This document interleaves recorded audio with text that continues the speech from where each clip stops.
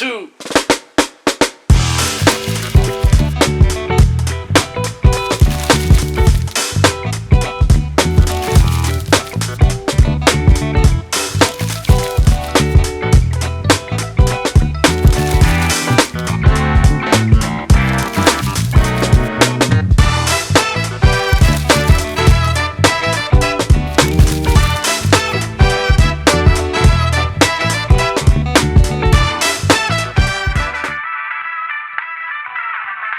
तो बात आपको समझ आ चुकी है और पिक्चर क्लियर हो चुकी है। OnePlus अब ऑफिशियली ओप्पो में मर्ज हो चुकी है। 25 फरवरी को मैंने आपको एक न्यूज शेयर की थी सोशल मीडिया प्लेटफॉर्म ट्विटर पे, जहां मैंने ये बताया था कि OnePlus धीरे धीरे अपना इंडिया ऑपरेशन सीज कर रही है। उस वक्त उस टाइम पे OnePlus ने ऑफिशियली मुझे कॉल करके ये कहा था कि भाई ऐसा कोई सीन नहीं है, हम कहीं मंजूर है, इंडिपेंडेंट काम करेंगे। ठीक है, वो तो एक डिफेंसिव स्टेटमेंट था, लेकिन देखो रिजल्ट आपके सामने आ गया। ऑफिशियली अब OnePlus के सारे सेंटर क्लोज हो चुके हैं और धीरे धीरे ये कंप्लीटली ओप्पो में डिसॉल्व हो रही है। और बात ऐसी भी चल रही है कि आगे चल के Realme का सेम सीन होने वाला है। तो इस बात में क्या सच्चाई है, बारी है अनदर ग्राउंड रियलिटी की। लेट्स स्टार्ट और फाइंड आउट करते हैं एग्जैक्टली बाहर जाके क्या रियलिटी है। सर्विस सेंटर का क्या कहना है, स्टाफ से क्या कहना है, एम्प्लॉय से क्या कहना है। इनकेस ऐसा हो रहा है तो क्या ऑपरेशन पे इफेक्ट पड़ेगा। OnePlus चलाते हो तो आपकी सर्विस से क्या होगा, डिवाइसेस क्या होगा, Realme वाले क्या इससे स्केर्ड है कि नहीं है, उनकी डिवाइसेस क्या फ्यूचर है, एवरीथिंग लेट्स फाइंड आउट।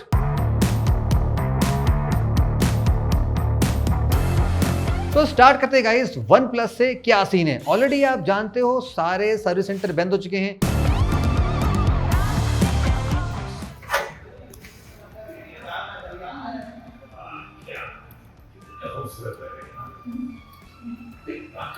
ये कह रहा था आलमबाग वाला भी बंद हो गया होगा।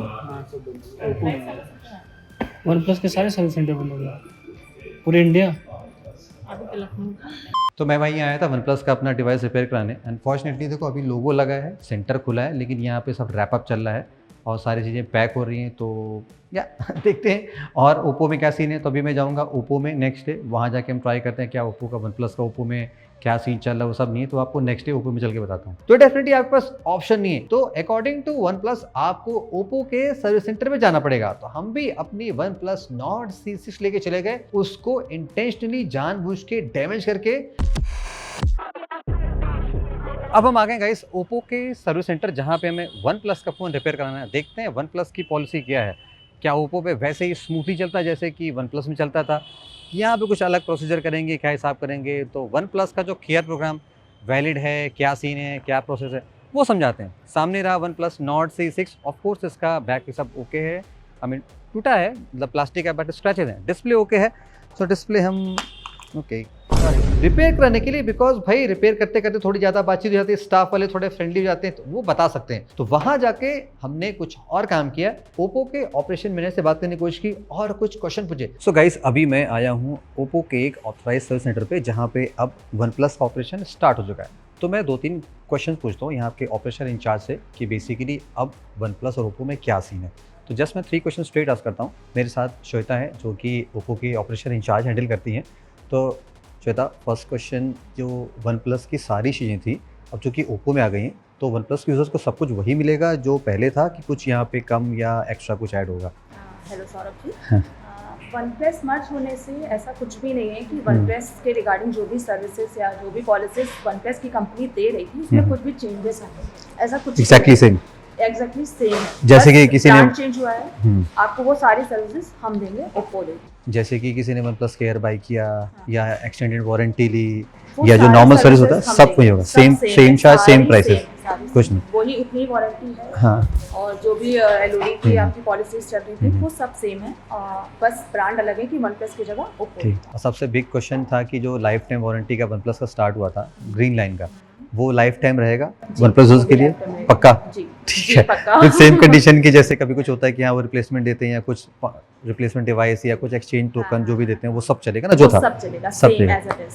और थर्ड, जितना मुझे याद है, लाइक जब हम आपको best and worst smartphone service दिखाते हैं, तो हम लास्ट टाइम ओप्पो आए थे तो यहाँ पे यूजर्स बहुत कम थे और काउंटर्स भी बहुत कम थे। अब अचानक इतने लोग आ गए, इतने काउंटर खुल गए, तो इन फ्यूचर आई थिंक और ये बढ़ सकता है। तो ओप्पो इसको कैसे हैंडल करेगी फिर? एक्चुअली हमारे यहाँ पे अभी स्टाफ पहले से अभी ज़्यादा बढ़ा दिया गया है, कह सकते हैं कि OnePlus मर्ज हुआ है तो ऐसा करने से भी हुआ है।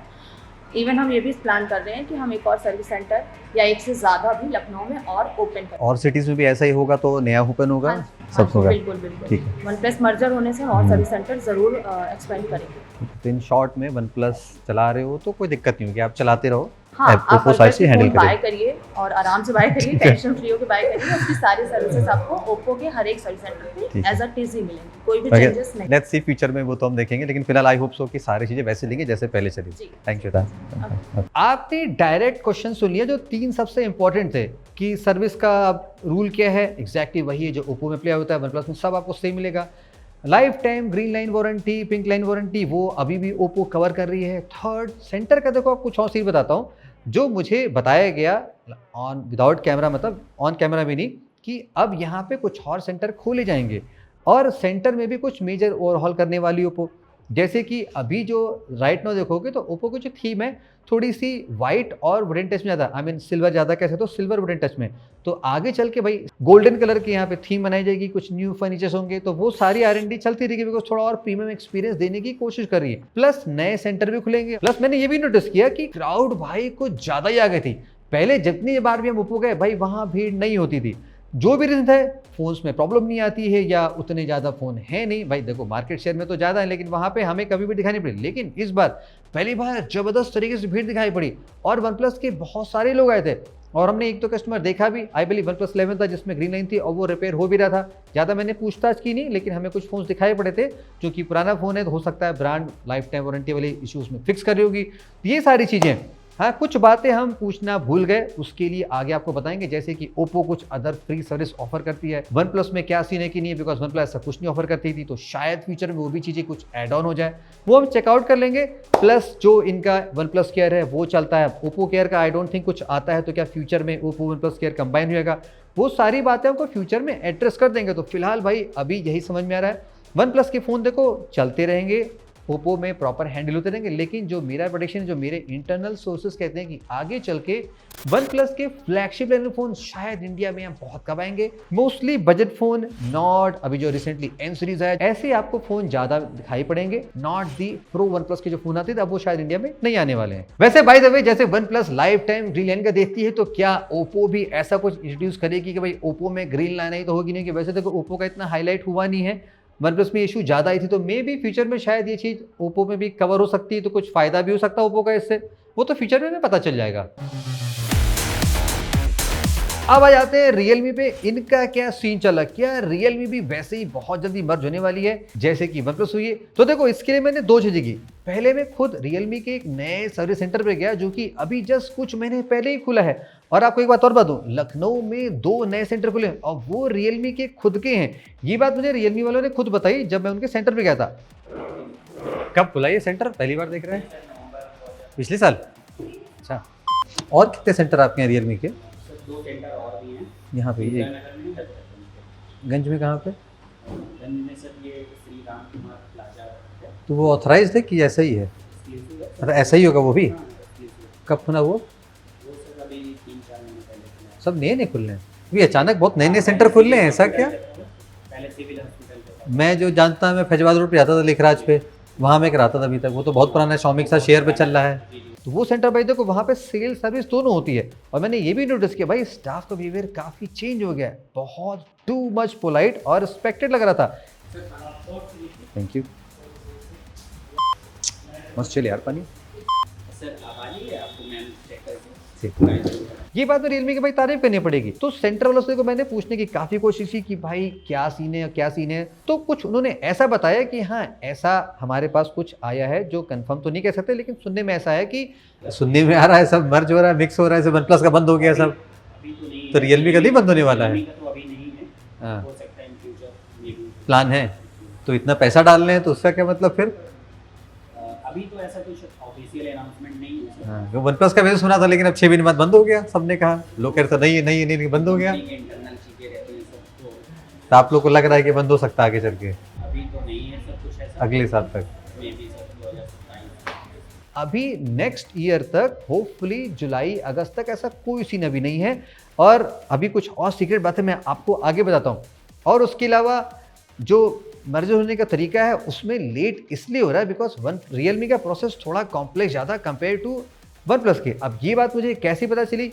ये बात मुझे पता ऐसे चली कि रियलमी का यहाँ पे लखनऊ में एक और सेंटर है। याद है आपको, मैंने जब best in worst smartphone service में दिखा रखा था, तो वहाँ पे जो स्टोर मैनेजर है उससे मेरे ताल्लुकात थोड़े से अच्छे हैं। तो मैंने ऑन कैमरा नहीं बल्कि पर्सनली कुछ बातें पूछने की कोशिश की।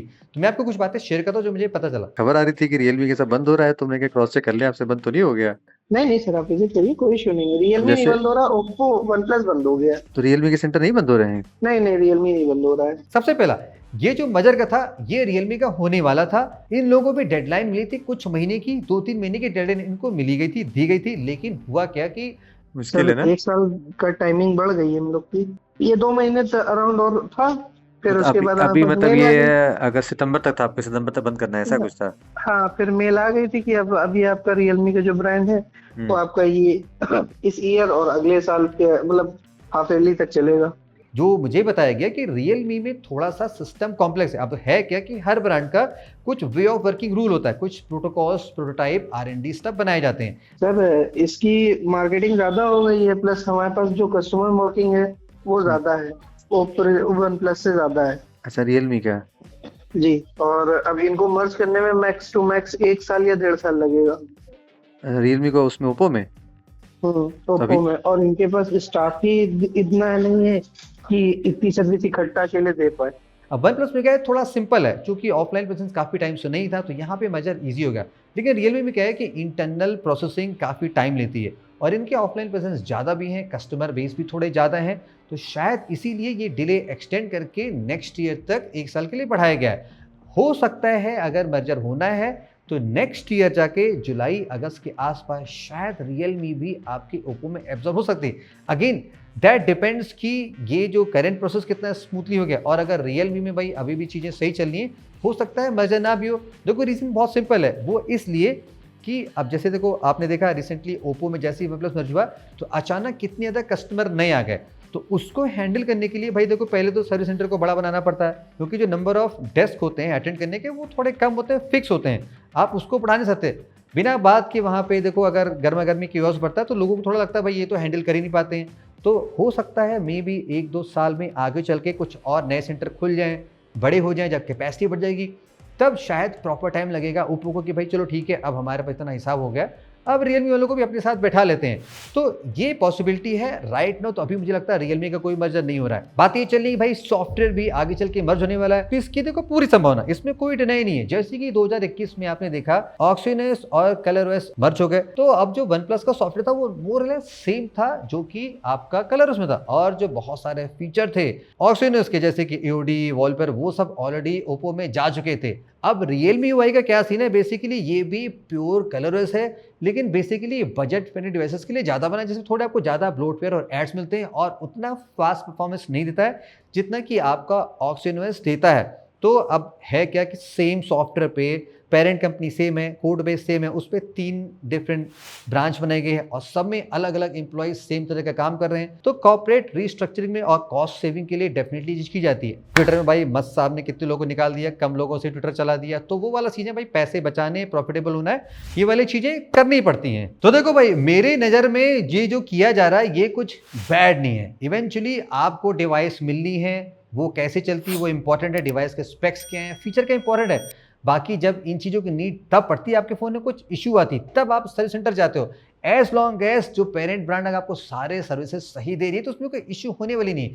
अब रियलमी के साथ देखो कोई पंगा नहीं है भाई, ये स्टार्ट हुए थे, रियलमी का जो पहला फ़ोन आया था उसमें ओप्पो लिख के आया था, तो ये वहीं से स्पिन ऑफ होके नए ब्रांड बन के आए थे बजट डिवाइसेस के लिए। अब वन प्लस में क्या था, टेक्निकली देखो बोला ऐसे ही गया था कि भाई वन प्लस ऐसे इंडिपेंडेंट कंपनी स्टार्ट हुई है, लेकिन जब कंपनी बनी थी जो मेन इन्वेस्टमेंट हुआ था, जो मेन CEO था भाई जो अभी नथिंग में बैठे हुए हैं, वो एक्चुअली VP थे वन प्लस में, तो वो सारी चीज़ें ओप्पो से ही आई थी, है ना। तो पहला इन्वेस्टमेंट भी ओप्पो से, R&D वन में से, और इवन वन प्लस वन का जो पहला फोन था, वन प्लस का जो वन प्लस वन फोन था उसका देखोगे वो भी ओप्पो के एक फोन का कंप्लीट हार्डवेयर कॉपी था, design wise not internal specs wise. तो वन प्लस था वो बेसिकली फ्लैगशिप किलर सेगमेंट पे स्टार्ट होके आया था, तो लोगों का अटैचमेंट वन प्लस से ज्यादा है बिकॉज ये थोड़ा सा कम्युनिटी ब्रांड से स्टार्ट हुआ था फर्स्ट टाइम, तो पर्सनल कनेक्ट लोगों का वन प्लस से ज्यादा था, और वन प्लस फ्लैगशिप में काफी पॉपुलर भी था। जितने पढ़े लिखे बड़े लोग थे भाई वन प्लस चलाते थे, तो यहाँ पे लोगों का इमोशन ज्यादा है है, इसलिए भाई वन प्लस में ऐसा लग रहा है। और पर्सनली भाई मुझे भी ऐसे ही लग रहा था। अब आप सोच रहे होगे कि ऐसा क्यों नहीं हो सकता था कि वन प्लस ओप्पो चलो भले ही मर जाए, लेकिन अगर वन प्लस भी सेम ऑक्सीजन से आ रही होती तो उससे कंपनी के नुकसान था। बिकॉज